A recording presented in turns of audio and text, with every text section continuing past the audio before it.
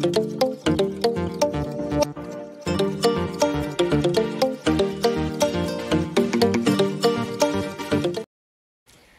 welcome back to my channel. This is the Mr. Channel, and on this episode, we are going to watch the press conference of Senator Nancy Binay that was held yesterday. And I think dito sa press conference na to, she answered some questions about the 23 billion worth of Senate office building, as well as her thoughts dun sa newly appointed DepEd Secretary na si Senator Angara. And so let's go right into it. Let's jump right into the press conference. Okay, go. Oops. Yan, medyo may konting time lang. Hindi ko yata na-forward masyado yung aking video. Wait, ano ba yan? Appointment ni Senator Sani Angara as Department of Education Secretary. Well, unang-una, parang it's such a proud moment, I guess, for me and yung grupo namin na Solid 7, na yung isang kasama namin na-appoint sa isang ahensya na napaka-importante na department. Dahil alam naman natin na yung, di ba, education is the great equalizer. And wait. Okay. Napakalaki ng problema ng edukasyon ngayon. And Sen Sani Angara, for me, is the best person. Talagang naging bahagi siya ng EDCOM na alam natin ngayon tinatalakay yung problema at solusyon dun sa problema natin sa education. So, walang magiging learning curve si Senator Sani Angara as a DepEd Secretary. But, at the end of the day, also, nakakalungkot din kasi, di ba, noong 2013, sabay kaming pumasok ni Sen Sani. Kumbaga sa bahay ni Kuya, una siyang lumabas at hindi kami sabay lalabas sa Senado. Nauna sa grupo namin si Senator Sani. Okay, fine. Talagang bahay ni Kuya yung reference ni Senator Binay, But anyway, yeah, I don't know much about Senator Angara, but yes, he was part of the EDCOM 2 effort. And I would disagree kay Senator Nancy Binay nung sinabi niya walang magiging learning curve. I would disagree because kahit part si Senator Angara nung EDCOM 2, definitely magkakaroon niya ng learning curve. Because the department is a big, kumbaga, it's a tall order. And from the EDCOM, maraming kailangang ayusin. And since immersed doon sa EDCOM si Senator Angara, for sure, may edge lang siya. But definitely there's going to be a learning curve for him as well. But let's just hope na magiging madali for him and that he will be able to really address kung ano yung kailangang i-address. Because kahiya-hiya naman na hindi niya at least ma-improve yung DepEd. The fact na part siya ng EDCOM na nag-assess, nag-evaluate, na talagang nag-deep dive dun sa kung ano talaga yung problema ng education system natin and nag-propose and nag-recommend ng mga solutions or action points para ma-solve yung problems natin. So, yun lang. And I also would like to commend the Senate of the Philippines na finally naririnig na natin yung questions ng mga reporters or ng mga nag-interview. Pero sana man lang may label dun sa harap nila kung from which network or publication group sila galing. But, yun lang. Thankful pa rin tayo. Not complaining. Kaka-complain lang, Anyway, thankful na rin tayo na we get to hear the questions now. At mamimiss ko din siya kasi siya yung seatmate ko sa session hall. So from solid 7, magiging solid 6 na lang kayo na? 6 bomb daw eh. 6 bomb. Wait, kakasabi ko lang na naririnig na natin yung questions ng mga reporter. Si ate hindi gumamit ng mic.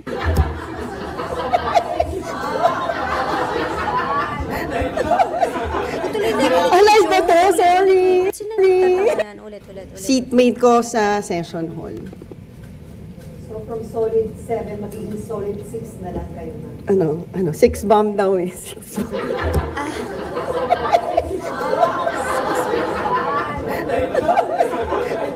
Alive ba to? Sorry. Tignan natin, grade natin. Alive ba to? Spaghetti pataas siya, spaghetti pa Oh, game. Senator Binay. Hello. Ha? Hindi ako. Game. Serious na ulit.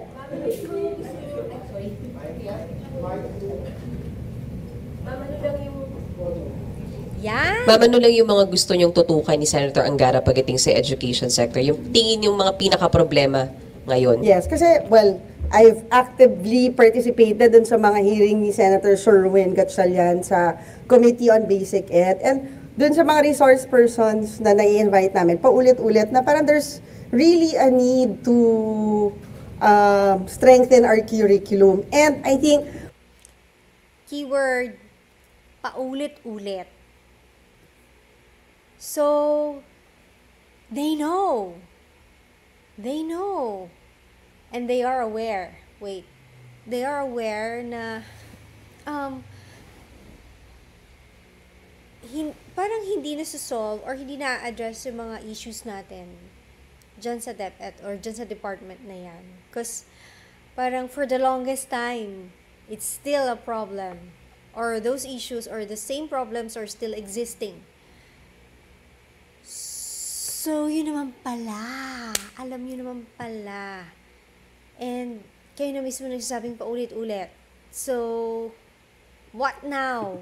makikita yon as a reflection dun sa resulta ng PISA na parang may kakulangan tayo dun sa creative thinking pagdating dun sa pag-solve lalang-lalo ng math and science problem. So, I guess isa yon. And then, patuloy pa din yung problema natin ng kakulangan sa classrooms at saka paano ba yung complementary ng public and private schools? Kasi at the moment, pati yung mga private schools, may problema din sila dahil pakonti ng pakonti yung nag-e-enroll sa kanila ngayon. Hulaan ko kung saan na nag-e-enroll yung mga kabataan ngayon. Sa YouTube Academy. Appoint si, bago na-appoint si Senator Angara as DepEd Secretary, maraming endorsement ng mga senador. Ano to, napag-usapan niyo ba before na nagsabi siya na gusto niya na malipat sa DepEd? Ay, hindi niya nasabi. Pero parang automatic. Gusto ko manggigil kay ate reporter. Hinawakan yung mic pero walang silbi. Siya yung unang pumasok sa amin. Kasi 'di ba, aside from highly qualified, alam din naman natin na ilang months na rin na lang yung term ni Senator Angara. So, kasi nagfo-float din yung pangalan ni Senator Sherwin, but may remaining 3 years pa si Senator Gatchalian dito sa Senado. Unlike Sen. Sonny, kumbaga buwan na lang yung binibilang. Pero yung Solid 7, bago yung kanyang appointment, na-discuss ninyo sa grupo itong possibility nga na maging DepEd Secretary siya? Not personally, kasi nga hindi pa kami talaga Nagmi-meeting? nakita na sabay-sabay eh. Pero dun sa Viber group namin, parang yun na yung na he's the most qualified for that position. So, ma'am, yung meeting ninyo, via Viber, hindi pa kayo personal na nag-meeting ng Solid 7? Hindi pa, kasi hindi pa kami kompleto eh. Parang yung schedule namin hindi nagtutugma na, for example, yung event kahapon sa Baler, supposed to be madami sa amin mag-a-attend at the beginning, pero natira 3 na lang dun sa grupo namin yung naka-attend dun sa event kahapon. So, anong plano ninyo ngayong by July 19, uupo na Senator Sani Angara? Meron ba kayong gagawing, ano yung magiging proseso at ano rin yung plano ng Solid 7? Actually, ako nga, personal lang i-request ko na baka pwede naman mag-attend. baka pwede siya mag-extend even just for a week kasi alam naman natin na ang opening session namin would be on July 22. Eh, technically, that's our last opening as a senator dahil graduating na nga kami. Eh, para nakakalungkot lang dun sa event na yon, sa photo op, yung kumbaga yung class picture namin, mawawala yung Prince Charming, di ba? So, sana kahit yung event na yon, eh, maging kasama pa din namin siya. Wait lang.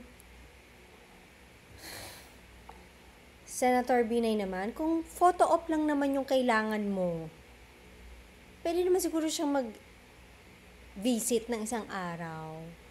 Kakasabi mo lang importante yung DepEd na papasukan niya. Ano ba naman yung that 1 week is substantial time for onboardings na rin of the people na i-handle ni Senator Angara. Ito naman, ang mga ano naman.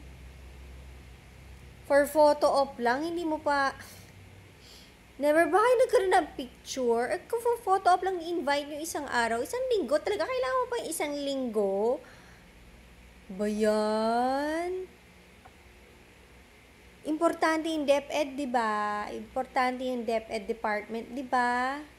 Yung transition, di ba? Imagine, first week pa lang after ng turnover kay Senator Angara, gusto mo nang mag-absent siya ng 1 week?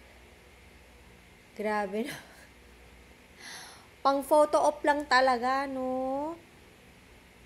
Diyos ko naman.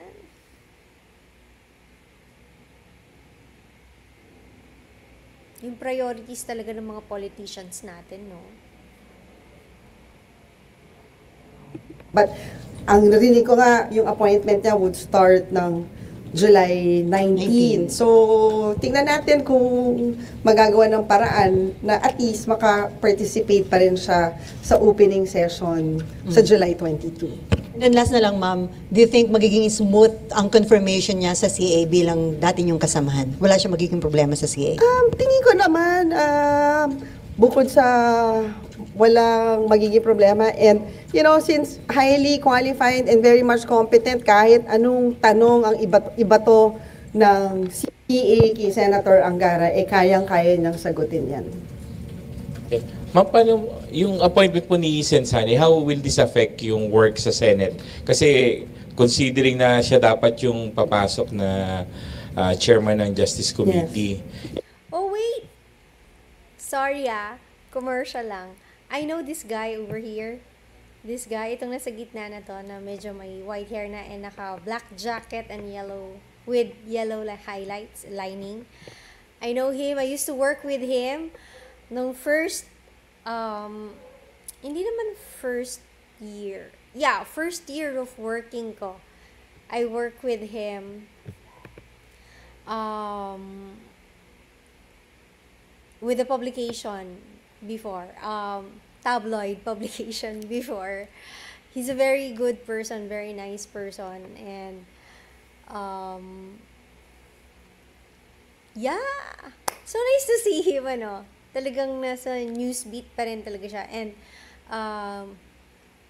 Senate or political yung kanyang beat.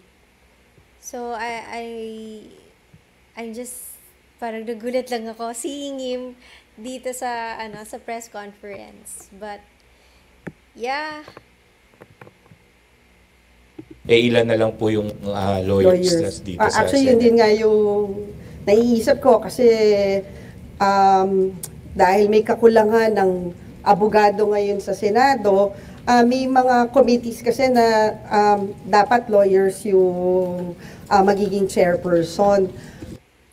So, alam nyo na kung saan yung difficulties nyo dyan sa Senate. Oh, guys, yung mga kagaya kong mga simple mamamayan dyan, yung mga simpleng mamamayan natin, mga simpleng kababayan natin, alam nyo na, sa Senate, kailangan, dapat majority lawyers. Kasi may mga committee sila na dapat lawyers ang nag-handle. Ayan na, galing na kay Senator Binay mismo.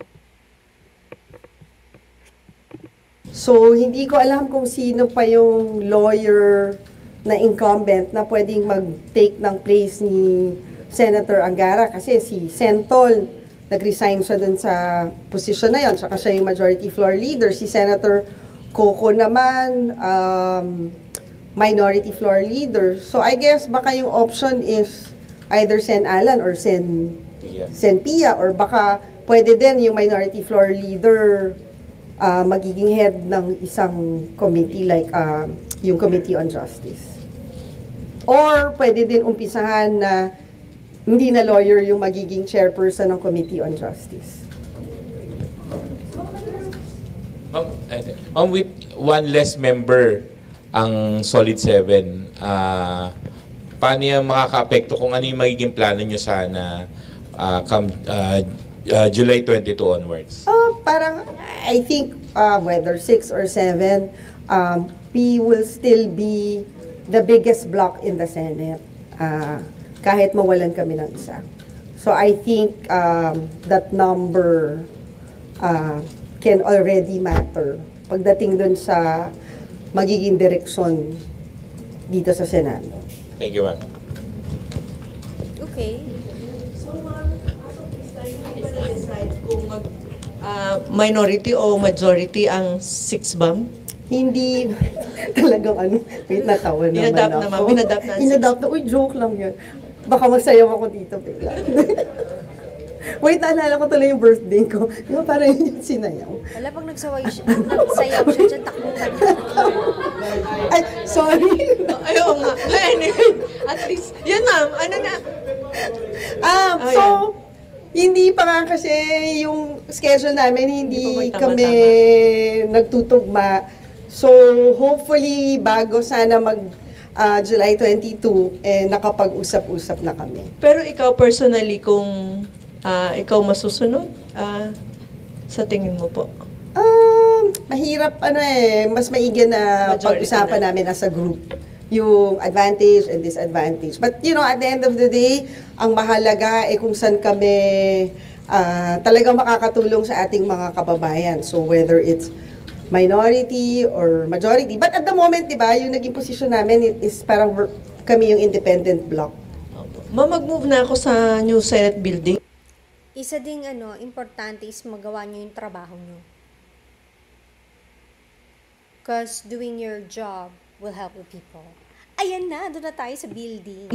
Meron pa daw. Sige. Ma'am, sinabi kasi ni Senator or SPG Escudero kahapon na bakit daw kailangan pa ulit-ulit na sinasabi yung Solid 7, yung independent group, and sa kanya ay wala naman daw Solid 7 dahil ang either majority or minority ay pantay-pantay yung pagtingin niya. Di ba kasi tanong kayo ng tanong Ba't daw kasi kailangan pa ulit-ulit na sinasabi ninyo yung Solid 7 na independent group? Kasi di ba parang natatanong kami as a group. But di ba, alam naman natin dito sa Senado, there's always a block, di ba? Nung time nila Senator Joker Arroyo, meron silang Wednesday group. Tapos meron din tayong mga partido, yung NP block, PDP block, and Matso block, may Sobi, ano ba yung Sobis? 4 na sikat. So, kaming anim, we also form a group. We're also a block. Hindi naman parang posing like a force to reckon with sa grupo ni SPGs or whatever group.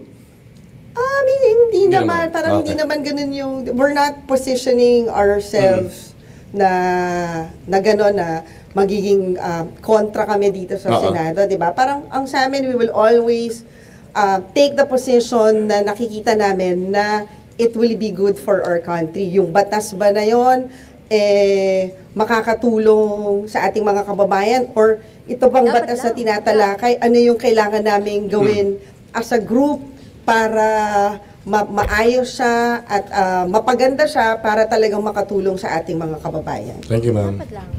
It should be na hindi nagmamatter yung mga ganyan. Ano lang sa kanila yan. Ma'am, nung time lang kasi ni VP Sara, di ba, naging issue sa DepEd yung confidential funds. We're not saying naman that Senator Angara will ask for it sa budget niya. But just in case there will be an proposal again for confidential funds, can you assure po na ibablock nyo rin po yun kahit si Senator Angara na yung Deputy Chief? Oh, I think yung confi fund for DepEd is already a part of the past. Knowing Senator Sonny Angara, hindi rin niya hihingin yung confi fund. And for me, in my opinion, I think if dapat lang i-block, di i-block. It doesn't matter if Senator Angara used to be with their group or not. Kasi kung hindi naman siya kapaki-pakinabang sa departamento or sa end user or sa people, sa mamamayan, and if magiging subject siya for abuse, then dapat lang i-block, di ba? Hindi dapat ang maging reason for blocking it is because, or blocking it or allowing it is because you used to be part of a group or chami-chami kayo dyan sa Senate.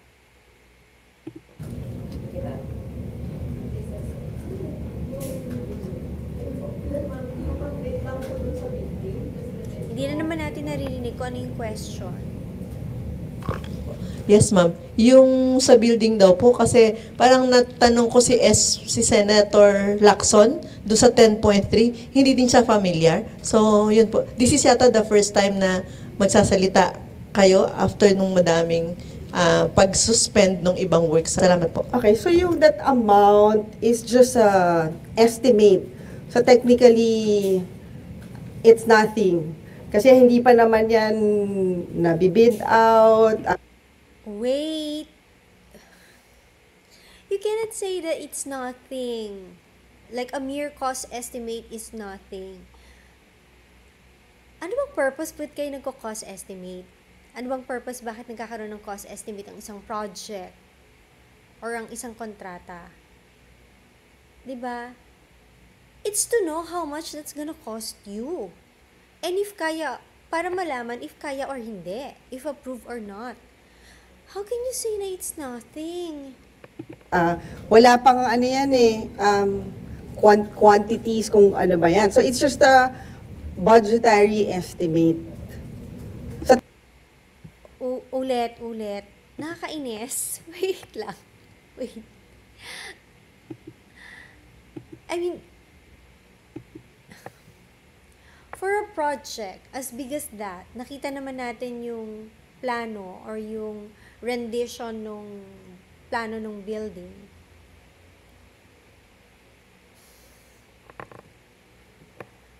And that will involve a lot of money. Of course, you cannot downplay yung mga bagay na yan. If you're dispensing money and budget, you cannot say na wala lang yun. Ano yun? Dispense kayo ng dispense ng money without knowing if you're allotting it for the right things? What? This is crazy. kung ano ba yan. So it's just a... Wait, ulit. Or Lacson do sa 10.3, hindi din siya familiar. So, yun po. This is yata the first time na magsasalita kayo after nung madaming pag-suspend ng ibang works. Salamat po. Okay, so yung that amount is just a estimate. So technically, it's nothing. Kasi hindi pa naman yan nabibid out. Wala pang ano yan quantities kung ano ba yan. So it's just a budgetary estimate. So technically, hindi ko rin alam kung bakit nila sinasabi na suspended when, I mean, there's nothing to suspend kasi wala pa namang nauumpisahan. Di Or ba wala yung- pa rin, parang nasa discussion pa lang. Opo. Yung core and shell, 8.9. Tapos itong additional na parang for fittings and for ano, mas malaki pa. Yun po Hindi. yata ang 10 point, di ba? No, 8.6 and then 8.3 yung awarded. Opo. And yung pang phase 3 na ito yung sinasabing kinokontra yata. Yung pang phase 3, wala pa yan Kasi pinag-uusapan pa nga kung ano yung magiging component niyan. So pwedeng hindi magamit yung buong amount. Pwedeng kalahati lang. But that is up to the next chairperson to decide kung paano niya gagamitin yung budget na yun. So I have a question. Why then are you quantifying or valuing the project at that amount? If wala lang yon, hindi ko maintindihan. Hindi ko maintindihan na parang, so parang ballpark figure yan ng most likely magiging expense nung project na yon. And so, nasang stage na ba kayo ng project na yon? Like, hindi ko magets. Kasi, to come up with an amount, a figure, for a project like that,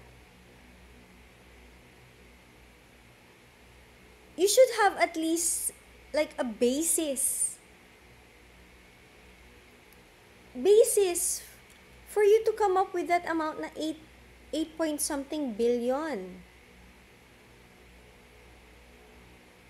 What's the basis para mag-reach yun ng ganong level? And then, what's the basis why you need more? Kaya umaakyat yung nagiging estimate, yung cost estimate. Then where are you basing your estimate? Sa hangin? Sa feel nyo lang? Pakiramdam nyo? Ganon? I mean, I'm not satisfied with her answer on this. So yung 10 point na kinokontra nila, wala pa naman pala. Wala. Wala pa nga eh.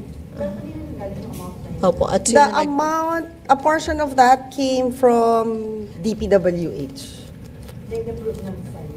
Hindi pa rin nila approve. Kasi nga, pag pinag-uusapan pa, ano ba yung magiging component ng amount na yon. So, nandun pa lang sa stage na yon. So, how did you come up to that point na didetermine nyo na ganong amount? If wala pa, ang labo.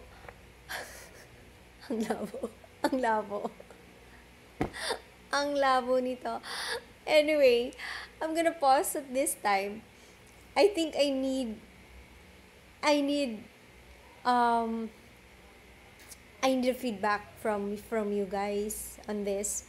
So I'm gonna schedule a live stream about this, a continuation on this, because hindi ko maintindihan. How could you propose for an amount na walang basis? And there's a structure reference. May pinapakitang model, may pinapakitang artist's rendition. So, ano yun? And yung may sinasabing nasa phase 2 pa lang. So,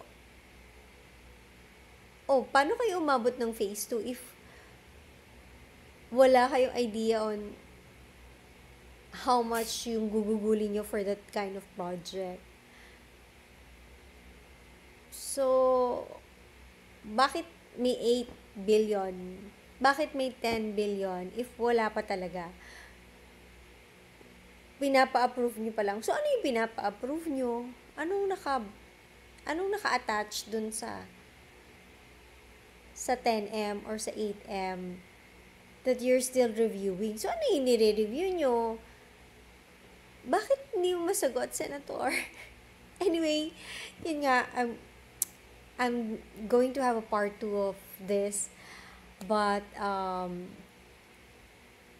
I'll try to read. But kasi gusto ko ngang gusto kong parang panoorin to with fresh eyes, coming from a person na walang kaalam-alam about this.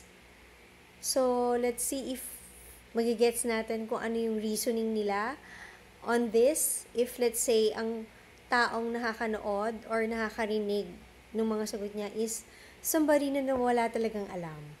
So, anong magiging dating nun? So yeah, I'm gonna have a part 2 na lang. Stay tuned for that. I'm gonna schedule a live stream for the part 2 of this press conference. Medyo naloloka ako so far sa mga sagot ni Senator Binay. But yeah, looking forward. Again, if you reach this point, thank you so much for spending 30 minutes of your time watching me, watching Senator Binay, and trying to make sense of and trying to understand yung questions niya, yung answers niya sa mga questions na binabato sa kanya ng mga reporters. So that's it. Thank you for watching. Have a good life. Smile always. Bye-bye.